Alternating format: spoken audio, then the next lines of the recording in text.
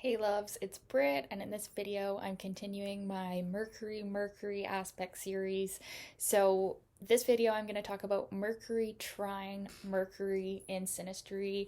This is a super underrated aspect. This is actually one of my favorite aspects to see in Synastry because it shows that mentally we are on the same page and we can communicate, and it really brings a friendliness and an openness to the interaction. It opens a flow of communication that isn't too much, that it's too stimulating, but it's stimulating enough that we always have an open flow of communication. Like we're texting, we're phoning, we're talking, we're understanding, we're just kind of talking in a more lighthearted way. We're talking about our day, we're talking about, what we're up to later, and there's just a very easy flow of communication.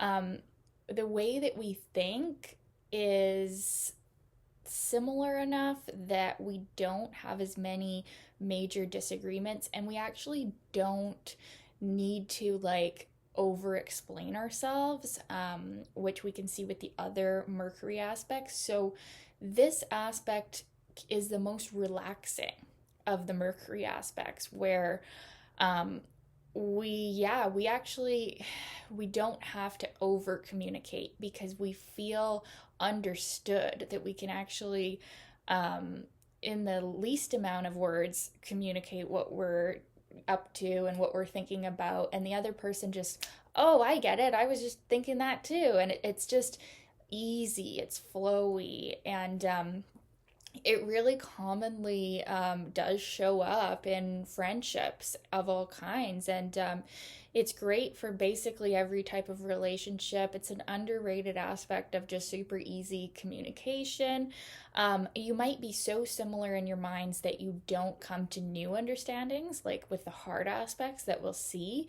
So it's not as exciting or as stimulating as some of the other Mercury aspects that are harder, but it's a lot more comfortable. It's a lot more, like I said, relaxing. Even the sextile, which I'm going to do after this, is a bit more active than the trine. The trine is just a very inborn ease in communication. You can find that maybe you're coming from similar backgrounds or similar mental points of view already, so it's not like you have to explain your way of thinking. It's just understood, it's easy, and yeah, it opens up that flow of communication without it being harsh, right? It's not a romantic aspect, but it can definitely aid in a romantic attraction because we can communicate and we can feel understood easily.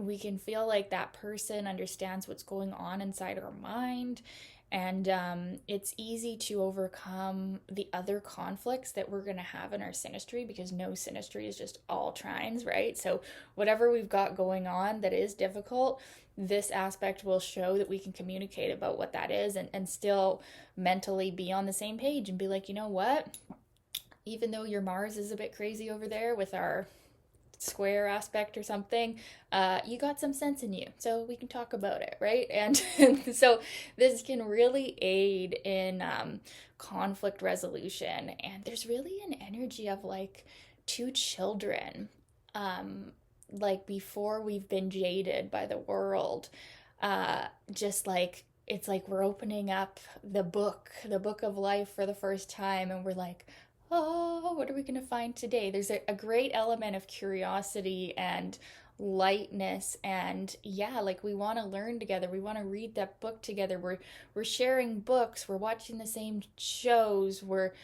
talking about the same things in a similar way, and we can feel like we're learning in a way that fits our pace. Like, if we have a teacher that has Mercury Trine Mercury, we have a really easy time understanding what they're teaching us. And then we actually can end up teaching them too. It might not be the type of learning that we're getting from the harder aspects where our mind is totally opened and changed. We're not changing our mind here, but we're expanding it in just the right amount that we're still comfortable and we still feel like we have like a special soul friend here. Now, this trine, because it's a trine, it's might go unnoticed because trines are so inborn and so natural that we can sometimes miss them. So, what you could actually end up noticing the most about this trine is just that there's a lack of miscommunication, right? We might not notice how good we actually communicate until we, study the synastry and realize, oh, we have this trine. We'll just notice it by the lack of misunderstandings or misinterpretations. So, it's a really nice one, super underrated.